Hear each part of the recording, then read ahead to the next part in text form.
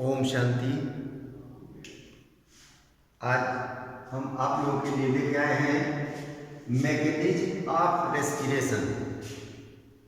वैसे सांस सब लोग खींचते हैं, छोड़ते हैं, लेकिन इसका मैकेनिज्म क्या है इसको आज जानना है। Mechanism of respiration involve two stages. First inspiration and second expiration. Inspiration breathing in, expiration breathing out. सांस का खींचना और सांस का छोड़ना। सांस जो हम खींचते हैं उसको हम इंस्पिरेशन कहते हैं और यह एक एक्टिव प्रोसेस है। Inspiration is a active process जो निम्न मसल्स के कॉन्ट्रैक्शन के द्वारा उत्पन्न होता है।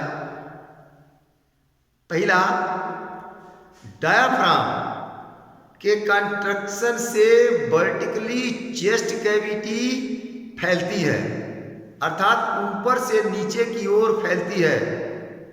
डायाफ्राम के कंट्रक्शन से वक्ष कैविटी या वक्ष गुहिका ऊपर से नीचे की ओर फैलती है। दूसरा, जब इंटरकोस्टल मसल्स कॉन्ट्रैक्ट होती है तो रिब्स और स्टर्नम के ऊपर उठने की प्रक्रिया होती है। इससे चेस्ट कैविटी चारों ओर फैल जाती है। पहला बताया कि डायफ्राम के कॉन्ट्रैक्शन से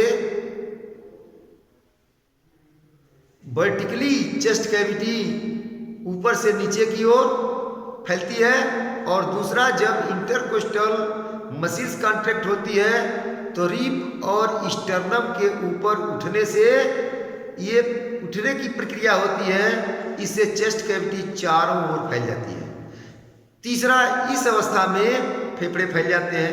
चूंकि स्पेस ज़्यादा हो जाती है, स्पेस ज़्यादा होने के कारण फेफड़े चारों ओर फैल जाते हैं और इस निर्मित जगह को भर देते हैं। अब फेफड़े के अंदर का दबाव वातावरण के वायु दाब से कम हो जाता है। The atmospheric pressure of the lung decreases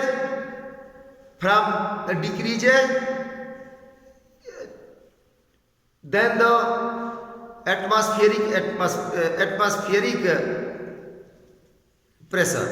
तो जब एटमॉस्फेरिक प्रेशर से जब ये कम हो जाता है तो बट नेचुरल है कि बाहर की हवा अंदर की ओर आएगी, अर्थात जिधर दाब ज़्यादा है उससे कम दाब की ओर हवा प्रवेश करेगी।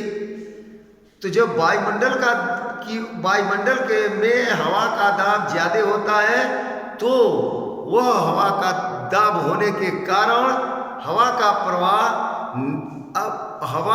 प्रवाह नॉस्ट्रिल, नेजोफेरिंक्स, ट्रेकियावाक्स और ब्रैंकियोलस से होते हुए फेफड़े में पहुंच जाती है, जिससे हवा फेफड़े में भर जाती है।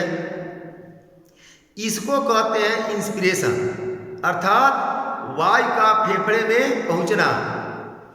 जब दाब कम होता है फेफड़े में तो उसमें high pressure to low pressure की ओर वायु जाती है। अब दूसरी प्रक्रिया एक्सपिरेशन मीन्स ब्रीथिंग आउट, सांस का बाहर निकलना।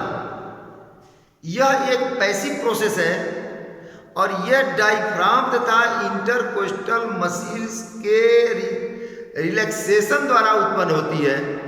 यह डायफ्राम तथा इंटरकोस्टल मसल्स के रिलैक्सेशन द्वारा उत्पन्न होती है। इस प्रक्रिया से चेस्ट कैविटी यानी वक्ष गुहा की साइज कम हो जाती है। जब साइज कम होगी तो बट नेचुरल है कि फेफड़े पर दाब बढ़ जाता है।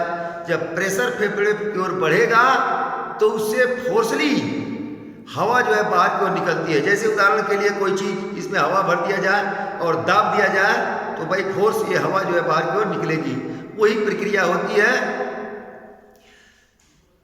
इस प्रकार इंटरकोस्टल मसल्स को हम एक्सप्रेशन मसल्स भी कहते हैं।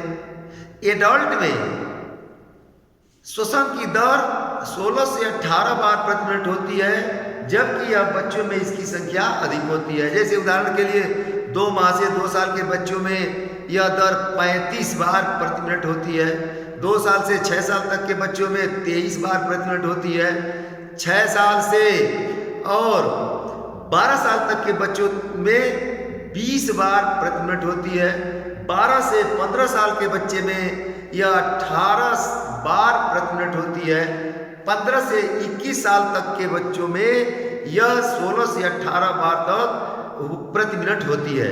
तो इस तरह से बच्चों में यह श्वसन दर, रेस्पिरेशन रेट ये एडल्ट की अपेक्षा ज़्यादा होता है। Thank you for watching video.